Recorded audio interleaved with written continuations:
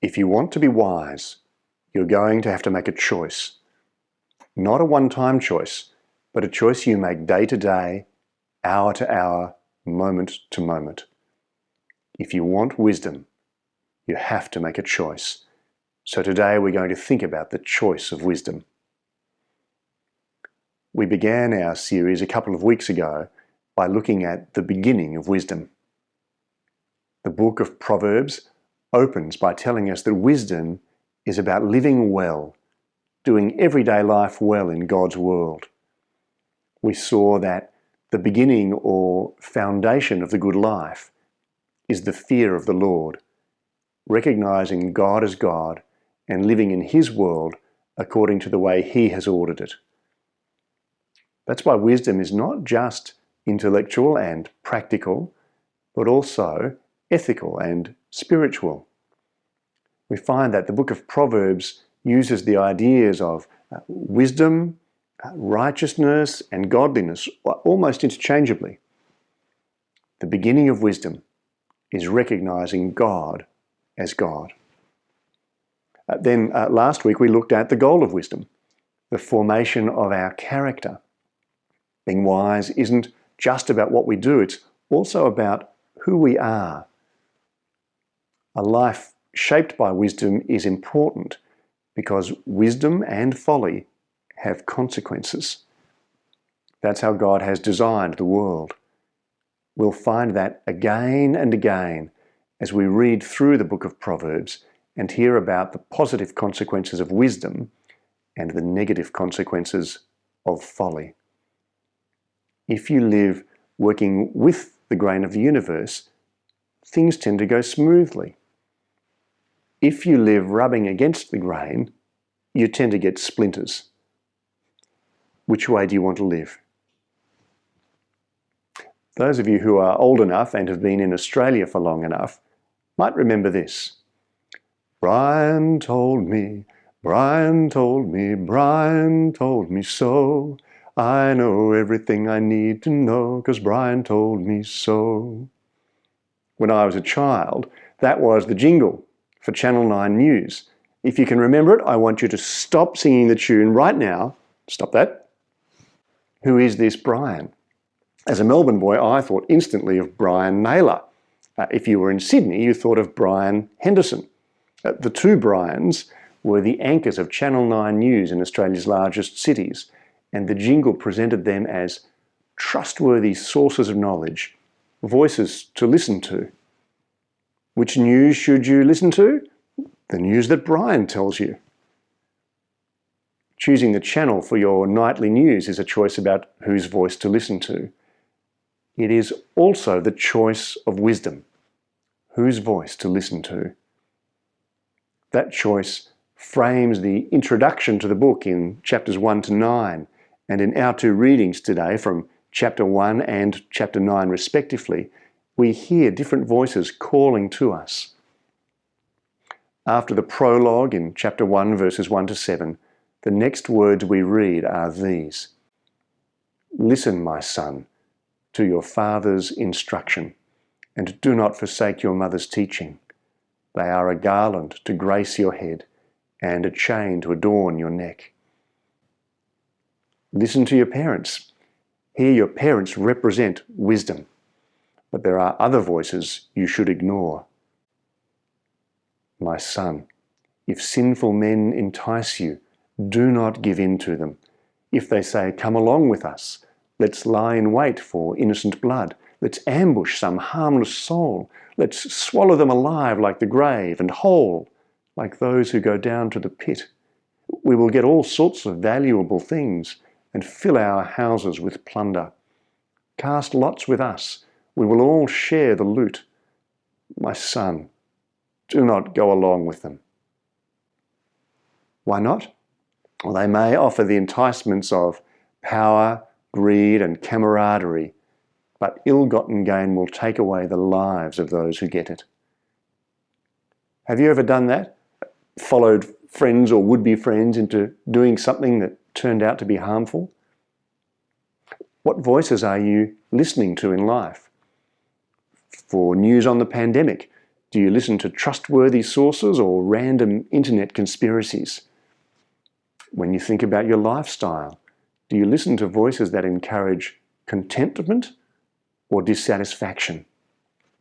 In your friendships, do you listen to people who encourage integrity or conformity? What voices are you listening to? In Proverbs chapter 1, the choice of wisdom is expressed as a choice between listening to your parents or falling in with bad company. In chapter 9, it is presented as receiving 2 invitations and deciding which you will accept. Let me tell you about my first and only visit to a nightclub. It's a short story. The visit lasted less than 5 minutes. I was living at college during my first year at the University of Melbourne. After the annual college ball, we were invited to carry on the party at one of the city nightclubs. A big group was going together, so I tagged along. As soon as we walked in, I was ready to walk out. The music was too loud and, to my ear, tasteless. The drinks were too expensive for me to taste. And the ambience was dark and sleazy and made you feel dirty just standing there. A few of us had the same reaction, and one of the other students suggested going for coffee instead. So a handful of us found a restaurant that was still open on Lygon Street and swapped permanent hearing damage for wonderful conversation. 2 invitations to 2 very different parties. Chapter 9 rounds off the introduction to the book of Proverbs by presenting the choice of wisdom as the choice between 2 invitations to 2 different parties. Wisdom and folly are presented as 2 women, each calling out to you. First is the invitation from Lady Wisdom. Wisdom has built her house. She has set up its 7 pillars. She has prepared her meat and mixed her wine. She has also set her table. She has sent out her servants, and she calls from the highest point of the city, "Let all who are simple come to my house." To those who have no sense, she says, "Come, eat my food and drink the wine I have mixed. Leave your simple ways, and you will live. Walk in the way of insight." Lady Wisdom has built her house, prepared her feast, and sent out her servants with the invitation. "Come to my house, come eat my food, and you will live." Then there's the invitation from Dame Folly. Folly is an unruly woman. She is simple and knows nothing. She sits at the door of her house, on a seat at the highest point of the city, calling out to those who pass by, who go straight on their way. "Let all who are simple come to my house." To those who have no sense, she says, "Stolen water is sweet. Food eaten in secret is delicious." But little do they know that the dead are there, that her guests are deep in the realm of the dead. The invitation begins in a similar way as this woman also calls from her house at the highest point of the city and invites the simple, "Come to my house." But she knows nothing, and we do not read that she has built her house or prepared a feast. The pleasures she offers may be sweet, but they are stolen, and her guests are the dead. There are 2 invitations, but only one way to life. Which invitation will you accept? We also find in chapter 9 that how we are responding to the choice of wisdom is shown in how we respond to correction and reproof. When you make a foolish choice and someone tells you so, maybe Brian tells you so, are you willing to acknowledge it and make a wise choice next time? Did you notice that the choice of wisdom is not presented in abstract terms, but relational ones? Not just be wise, but listen to your parents and reject the invitation of sinners. Accept the invitation of Lady Wisdom and stay away from Dame Folly's house of the dead. Why present the choice that way? It's a vivid way of making the point, isn't it? More than that, it fits with 2 relational emphases within the book of Proverbs. First, wisdom in Proverbs is not just about the good life, but the good community. We'll discover that many of the Proverbs in this book are social. They're about relationships. An ISO life may be necessary for now because of the pandemic, but in the end, an ISO life is not the good life. Second, the foundation of wise living is the fear of the Lord, relating rightly to God, treating God as God. We find that idea in the opening verses of the book, and we find it again here in chapter 9, between the two invitations. The fear of the Lord is the beginning of wisdom, and knowledge of the Holy One is understanding. In the New Testament, we find that fearing the Lord and accepting the invitation of Lady Wisdom are brought even closer together.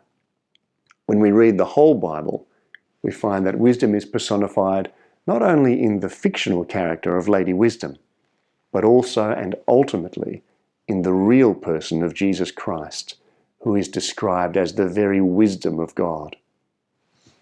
And as the book of Proverbs urges us to keep choosing wisdom and walking in the way of insight, the New Testament urges us to keep walking with Christ as Lord in our daily lives. Who will you listen to? Choose wisely.